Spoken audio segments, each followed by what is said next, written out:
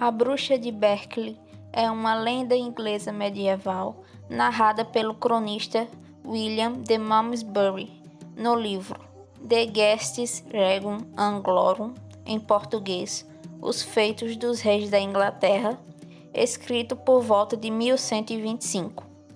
A lenda, que se passa no ano de 1065, narra a desventura de uma mulher residente na cidade de Berkeley, no condado de Gloucester, que era, nas palavras de Malmesbury, viciada em bruxaria, excessivamente glutona e perfeitamente lasciva. Como uma especialidade mágica, a bruxa realizava a leitura do destino humano pela observação do voo e da formação das aves, além de outros sinais e presságios.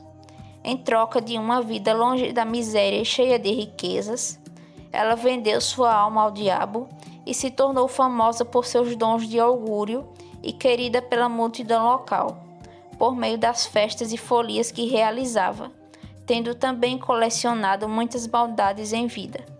Um dia, enquanto comia à mesa, a gralha de estimação da mulher, um espírito familiar, voou 3 vezes pela sala, deu um grito triste e caiu morta no chão, como um aviso de que a bruxa estava prestes a morrer e assim pagar a dívida que contraíra com o tinhoso.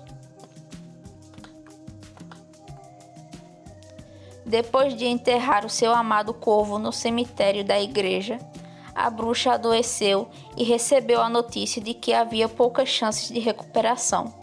Temerosa de seu destino sombrio, a mulher reuniu os seus filhos, confessou ter feito um pacto com o diabo em troca de riquezas e popularidade e os instruiu sobre como proteger o espírito dela após a morte. Ela solicitou a eles que envolvessem o corpo dela em couro de alce e o colocassem dentro de um caixão de pedra, preso por 3 correntes. O último elo de bloqueio deveria ser banhado com água benta, e o caixão deveria ser colocado de pé no centro da igreja. Ademais, os salmos deveriam ser cantados sobre seu corpo por 40 dias e 40 noites. Se, depois de 3 noites, o caixão conseguisse não ser violado pelo diabo, ela poderia ser enterrada no cemitério da igreja.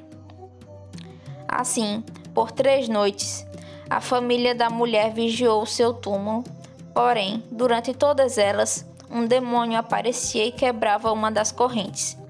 Na primeira noite, houve uma forte tempestade e um raio atingiu o telhado da igreja. Com isso, os pedaços das telhas caíram sobre os fiéis que rezavam no local, os quais, em pânico, correram para fora da igreja e deixaram as portas abertas. Nessa ocasião, hordas de demônios invadiram a igreja e atacaram o caixão desprotegido. Depois de muito esforço, os demônios quebraram a primeira corrente, ao amanhecer. Na segunda noite, uma das velas da igreja incendiou algumas cortinas e causou um pequeno incêndio, o qual encheu a igreja de fumaça espessa. Incapazes de respirar, os fiéis, outra vez, abandonaram a vigilância do caixão. Os demônios reapareceram e conseguiram romper a segunda corrente.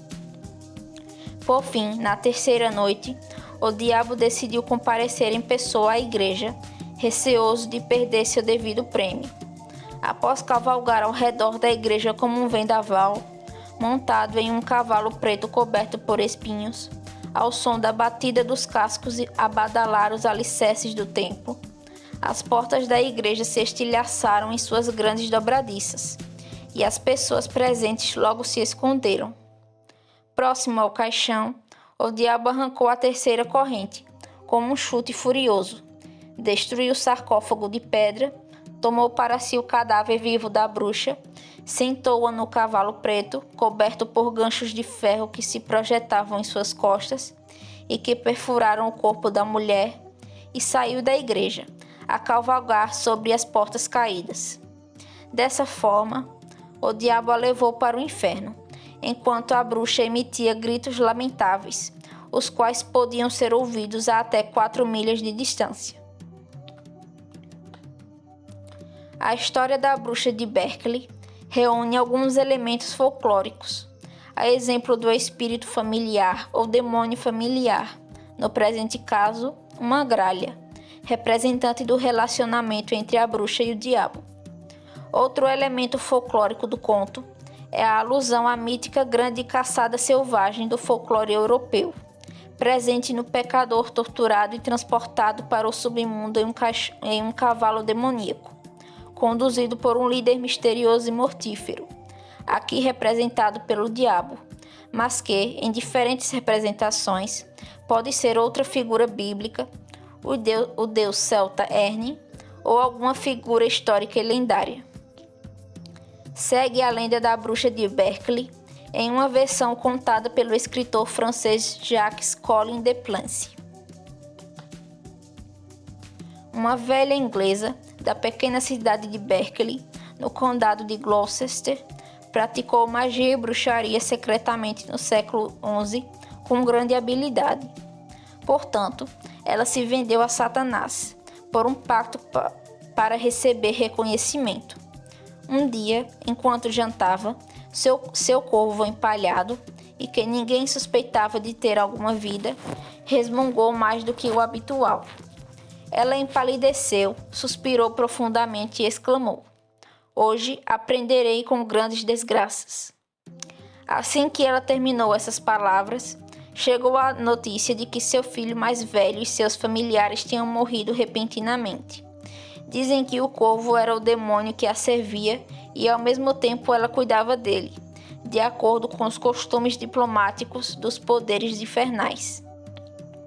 Penetrada pela dor, a bruxa reuniu seus outros filhos, entre os quais um bom monge e um santo religioso, e começou a chorar. "Até hoje, meus filhos, me dediquei às artes mágicas.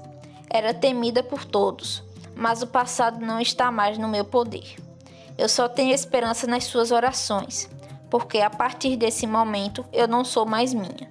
Eu sei que os demônios estão à beira de me levar. Assim mereço pelos meus crimes. Peço-vos, como vossa mãe, que alivieis os tormentos que foram preparados para mim e que já estou sofrendo. Sem vós, minha perdição parece garantida, pois em breve morrerei. Não tenho tempo para arrependimento. Meu corpo deverá ser coberto com pele de veado, guardado em um cofre de pedra, selado por uma placa de chumbo, que será enlaçado por 3 camadas de uma corrente bem forte. Talvez Satanás fique desamparado contra esses obstáculos, enquanto peço que oreis àquele que é o dono de tudo. Se, por 3 noites, eu permanecer quieta, poderei ser enterrado no 4º dia, embora eu tema que a terra não queira receber meu corpo. Por 50 noites, canteis salmos por mim e façais missas por 50 dias. Seus filhos, consternados, cumpriram seus desejos, mas sem sucesso. O corvo, que obviamente era apenas um demônio, se foi. Nas 2 primeiras noites, enquanto os clérigos cantavam salmos, os demônios removeram as portas do cofre como se fossem de palha e carregaram as 2 primeiras correntes que envolviam o cofre, de pedra. Na noite seguinte, por volta do cantar do galo, todo o mosteiro parecia abalado pelos demônios que cercavam o local. Um deles, o mais terrível, apareceu em um tamanho colossal e exigiu o cofre. Ele chamou a mulher morta por seu nome e ordenou que ela saísse. "Não posso", respondeu o cadáver. "Estou amarrada." "Sairás desamarrada", respondeu Satanás. E, imediatamente, ele quebrou como um fio leve a 3ª corrente de ferro que permanecia ao redor do cofre. Ele chutou a tampa pesada e, pegando a mulher morta pela mão, arrastou-a na presença de todos os presentes. Surgiu um cavalo preto, relinchando orgulhoso, coberto com uma sela enfeitada com ganchos de ferro por toda parte. Os demônios colocaram a infeliz mulher ali e tudo desapareceu.